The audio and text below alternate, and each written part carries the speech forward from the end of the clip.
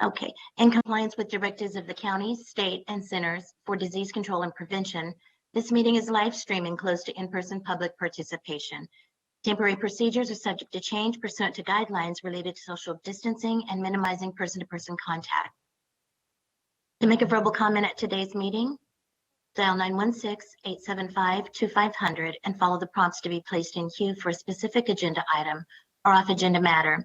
When the chair opens public comment for a specific agenda item or off-agenda matter, callers will be transferred from the queue into the meeting to make a verbal comment.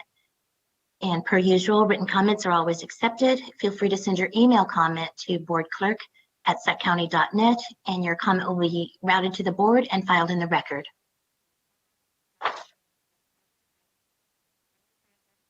Please call the roll. Yes, ma'am. Commissioners Hom, Here. Martinson, Here. Rathel, Here. Chair Shelby. We know he's here, and Commissioner Tatishi. Here. I'm here. Can you hear me, by the way? Yes, I can hear you. Perfect. All right. Okay, and Commissioner Tatishi.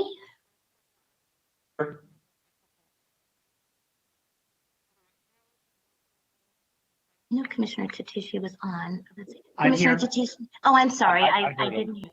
Okay, thank you. Already, and we do have a quorum. Okay. And did we do an opening statement already?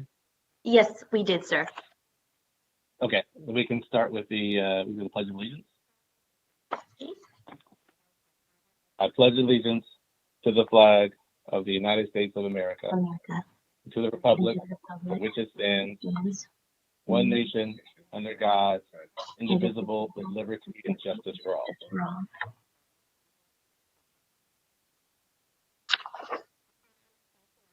All right, we can call up the first item, please. Yes, Chair Shelby. The first item is for a non-discretionary design review and state density bonus located at 7243 Power Inn Road, directly east of the intersection of Power Inn Road and Black Hawk Drive in the South Sacramento community. And the environmental dock is ministerial project exemption. So good evening, Commissioners. Chris Pahuli, Principal Planner with the Office of Planning and Environmental Review. Wanted to provide a few comments before we begin with the staff presentation for this project. At your February 8th hearing, Planning Director Leanne Moffett provided an update and early report on the development of the county's next cycle housing element. During her presentation, she acknowledged the lack of housing development and meeting the county's affordable housing requirements. The project before you this evening is a 100% affordable housing development utilizing the state's density bonus program and its associated incentives, which will be highlighted during the staff presentation. Additionally, I wanted to highlight that staff has processed this project with strict adherence to the state's recently codified SB 330 requirements, which among other things require the project to be considered for approval within 90 days of project application submittal and review based on objective criteria and standards only. The county's lead planner for this project is Lauren Haas, and I'd like to introduce her now to deliver the staff presentation for this item. Lauren?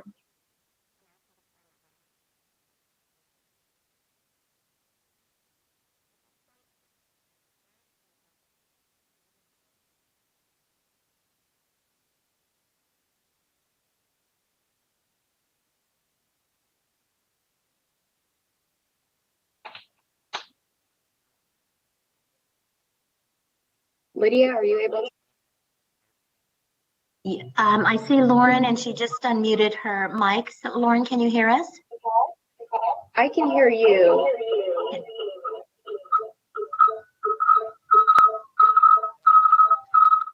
Lauren, you'll have to turn down your volume a bit, and I think that'll help. Is that better? Oh, I still Yes. hear Thank myself. you.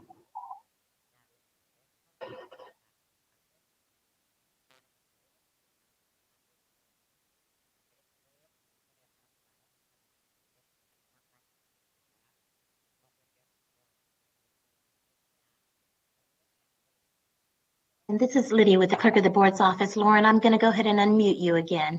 One moment. And whenever you're ready. Can you hear me now? Yes, we can hear you perfectly clearly.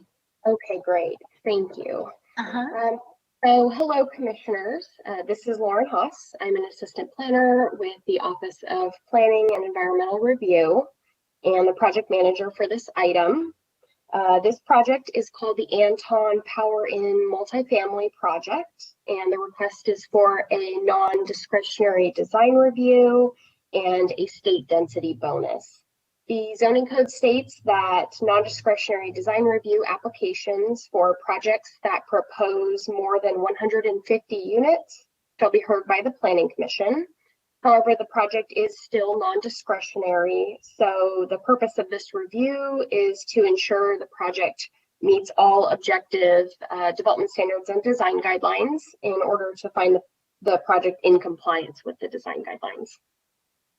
So the project is proposed on a 7.55 acre vacant site on Power In Road in the Old Florentown Special Planning Area. The site is designated as residential 20, which allows a maximum of 20 units per acre. This density and parcel size would allow 151 units to be built on the property. However, the applicant is requesting to utilize the state density bonus program to increase their unit count to 194 units in exchange for providing units that are reserved for lower income households. Can we move to the next slide, please? Thank you. The 194 unit apartment complex will consist of 8 3-story buildings with resident apartments and 1 2-story building that includes indoor amenities and 2 managers units. The site will have 320 parking spaces, 205 of which will be covered by carports. And it will also have a central sort of outdoor amenities area by the 2-story clubhouse. By requesting to utilize the state density bonus program, the applicant is committing to maintaining units on their site as affordable, and in exchange is granted a higher density than what is allowed by the zoning. They're also granted a certain number of concessions and waivers from zoning requirements and a reduced parking ratio. The project will be designating all of their units as affordable besides the 2 managers units. And when 100% of the non-managers units are affordable, the state density bonus program grants a density of up to 80%. It also grants 4 concessions from zoning requirements and unlimited waivers of development standards. The Anton project is requesting a 28.5% increase in their density, which calculates to about 25.7 units per acre. They're requesting to use all 4 of their allowed concessions. The 4 that they're specifically requesting are for setback requirements for both the carport structures and the setback requirement for a future trail along the drainage way. A masonry wall requirement for parking areas that are adjacent to single family, landscape screening requirements, and a parking lot landscape requirement. Will you please go to slide 7 to show the site plan? This will be a little bit easier to explain that way. Thank you. It's a little bit hard to see, but staff has reviewed these concessions and recommends that they be granted through the state density bonus. The most complicated request was to deviate from the requirement for a 20 to 50 foot setback and easement adjacent to the drainage way along the southern and eastern property lines. And this would be for a future trail through Old Florentown. The request was discussed with the Southgate Recreation Park District and the County Department of Transportation. It was determined that the current alignment through the site along the south and east property lines, which is shown in the Old Florentown Special Planning Area and the pedestrian and bicycle master plans, is not feasible due to limited space for a trail on nearby properties that have existing development on them. So the Department of Transportation is working on an update for the county's active transportation plan, and they are looking at realigning this future trail to be parallel to Power and Road on the west side of the subject property. And so based on that, staff feels that it is appropriate to grant the requested concession for that setback on the eastern and southern property lines, and instead to we're proposing an advisory that the applicant work with the Department of Transportation to identify space along the frontage for a future trail. And then will you please go back to slide 4 for the key points? Thank you. A few items to note are that state law requires local agencies to approve housing projects that meet all objective standards unless certain written findings can be made. The findings for denial of a housing project are described in the conclusion of the staff report for your reference. But the project is meeting all objective standards besides the standards that they're requesting concessions from through the state density bonus program. Additionally, staff would like to note that the subject site is listed on the housing elements vacant land inventory and is assumed to be able to provide 129 lower income units. But by using the state density bonus program, the Anton project would be able to exceed that by providing 192 lower income units. Next slide, please. The design review administrator has evaluated the project and recommends that the Planning Commission finds the project in substantial compliance with the applicable design guidelines. The design review administrator is on the call tonight and is available to answer any questions about the proposed project design. Next slide, please. So this is just a summary table of the requests through the state density bonus program. I'm available to answer any questions about this. And I've also provided some key exhibits for our review, including the site plan for the project, some of the building elevations and renderings. So if you'll please sort of slowly skip through those until we reach slide 13, which is the recommendation. So we have building elevations. Thank you. So staff recommends that the Planning Commission approve the state density bonus and associated concessions, as well as find the project in substantial compliance with the Old Florentown Special Planning Area building design guidelines and the countywide design guidelines, subject to the findings and conditions in attachment 2. So once again, I'm available to answer any questions, and the applicant team is on as well. Thank you. Thank you. Do we have any questions for staff this time? Hi, sure, Shelby. This is Alan. I have a couple of questions for Lauren. Sure, go for it. Okay. First of all, good evening, Lauren, and I'd like to thank the applicant for bringing this project before us. It helps our county's inventory, so thank you. Quick question is, Lauren, because the applicant's looking for a waiver of the masonry wall between the project site and their backyards. Right now, there's what, 3 or 4 homes that back up onto this project that are built. Was there any comments from those residents, or are they okay with it, or there was no comments? Can you elaborate on that? We did notice this project for this hearing, and we have not received any comments from those neighbors. That they were noticed, but we have not heard from them. Okay, well, okay. And then secondly, I noticed on the site plan, I didn't see anything for public transportation. Seeing this is for our lower income residents. Sometimes they don't own automobiles. Is there any coordination or provisions for regional transit or some sort of transit system if they don't have an automobile? Yeah, so one of the advisory conditions from the Department of Transportation was about a bus turnout along this site. So they've said A bus turnout is required on Power Inn Road in accordance with the Sacramento County Improvement Standards, where Blackhawk Drive acts as the collector street. So a future bus stop is planned right along this area. Okay, so there is the requirement, even though it doesn't show up on the site plan. Okay, if that's the case, then thank you. Thank you. Thanks. Any other questions for staff? Yeah, I have one. This is Commissioner Rathel. Sure. Yeah, I'm just curious. I'm just looking at the alignment of the trail. Obviously, that's a little bit tough. That trail does head west. Looks like over to the elementary school.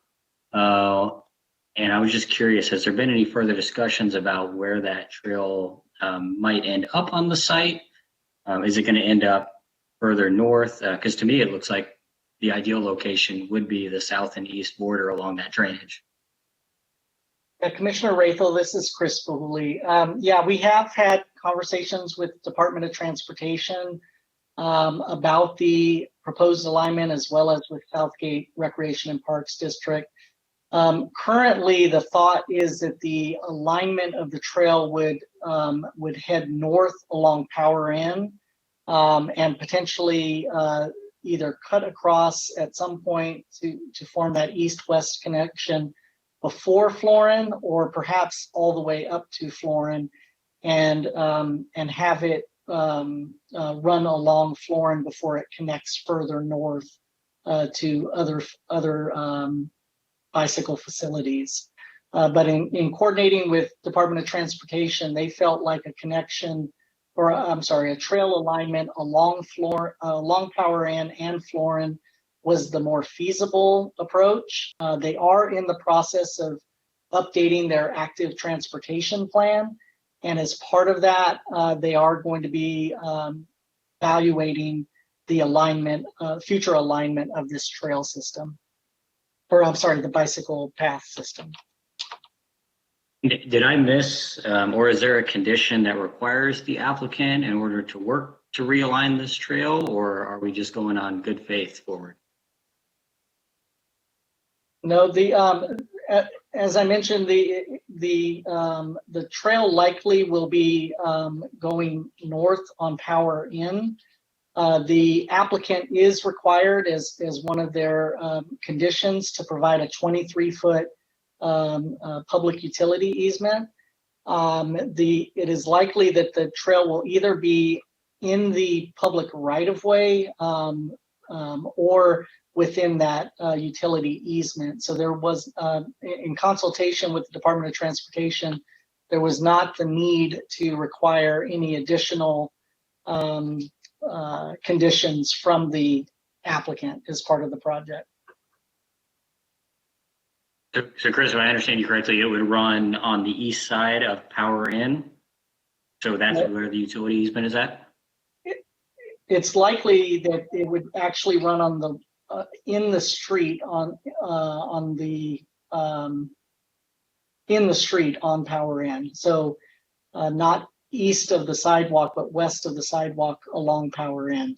It's a little hard to tell if you're looking at a street view of Power Inn and Florin, but the county has recently constructed full frontage improvements along Power Inn. So there is currently now a sidewalk on Power Inn, and it's likely that the bike facility will be in Power Inn as part of a complete streets type project on Power Inn at a future date. Got it. Yeah, just with that elementary school situated to the west, seems like some of the residents may benefit from having an access to that school and adjacent park sites. That's not on a major road. Yeah, So thank you. absolutely. And that's part of the conversation is absolutely providing that east-west connection across Power Inn to get to the school. Perfect. Thanks so much for that information, Chris.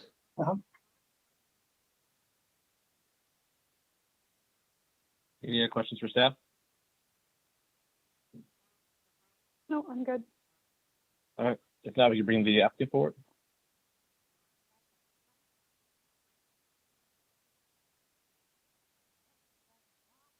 Hi, this is Kelsey Strom from Anton Devco. Kelsey, this is Lydia with the clerk of the board's office. Before you make your statement, we'd like to get you sworn in, please. So we ask that you raise your right hand, and the appropriate response is I do. Do you swear that the testimony you're about to give this commission is the truth, so help you God? If you do not swear, do you so affirm? I do. Okay, and you've already stated your name for the record, and if you could also state that I have been sworn. I have been sworn. Thank you. Thank you, Lauren and planning staff and commissioners. We have no additional comments on this project based on what Lauren has provided. We're really excited to move forward, and we're happy to answer any questions you may have.